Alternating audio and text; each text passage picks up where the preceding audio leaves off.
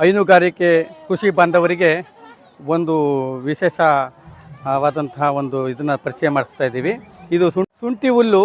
ಇದು ಸ್ಥಳೀಯವಾಗಿ ಶುಂಠಿ ಹುಲ್ಲು ಅಂತ ಹೇಳ್ತಾರೆ, ಪ್ಯಾರಾಗ್ರಾಸ್ ಅಂತ ಹೇಳ್ತಾರೆ. ಇದು ಆ್ಯಕ್ಚುಲಿ ಇದನ್ನು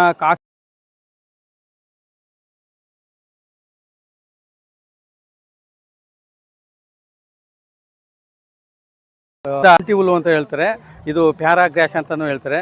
ಇದಕ್ಕೆ ಅತಿ ಹೆಚ್ಚವಾದಂತಹ ಈ ಹುಲ್ಲನ್ನು ದನಗಳಿಗೆ ರಾಶುಗಳಿಗೆ ಕೊಟ್ಟಂಥ ಸಂದರ್ಭದಲ್ಲಿ ಯಥೇಚ್ಛವಾದ ಹಾಲನ್ನು ಕೊಡ್ತವೆ. ಇದನ್ನು ಮಿತವಾಗಿ ಸಹ ಕೊಡಬೇಕು. ಅತಿಯಾಗಿ ಕೊಟ್ಟಂಥ ಸಂದರ್ಭದಲ್ಲಿ ಈ ತಳಿಯ ಹುಲ್ಲುಗಳು ಸ್ವಲ್ಪ ಇದು ಮಾಡ್ತವೆ. ಯಾವುದೇ ಒಂದು ರೀತಿಯ ಹುಲ್ಲುಗಳನ್ನ ತಕ್ಷಣ ಕೂದ ತಕ್ಷಣವೇ ದನಗಳಿಗೆ ಹಾಕಬಾರ್ದು. ಯಾಕೆಂತಂದರೆ ಅದರಲ್ಲಿರುವಂತಹ ಕೆಲವು ಏನು ಒಂದು ಅಂಶಗಳು ದೇಹಕ್ಕೆ ಪರಿಣಾಮವನ್ನು ಬೀರ್ತವೆ.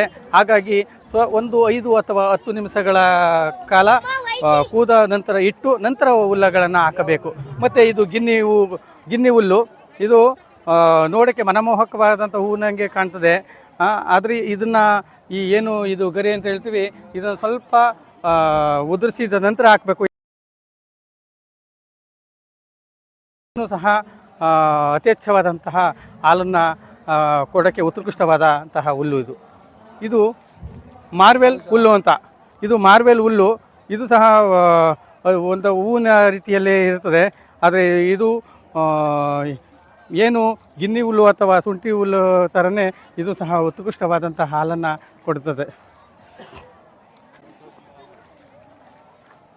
ಸಿಗ್ನಲ್ ಹುಲ್ಲು. ಇದು ಸ್ಥಳೀಯ ಹುಲ್ಲು. ಯಥೇಚ್ಛವಾಗಿ ಈ ಕರ್ನಾಟಕ ರಾಜ್ಯಾದ್ಯಂತ ಸಹ ದೊರೆಯುತ್ತದೆ. ಇದರ ಜೊತೆಗೆ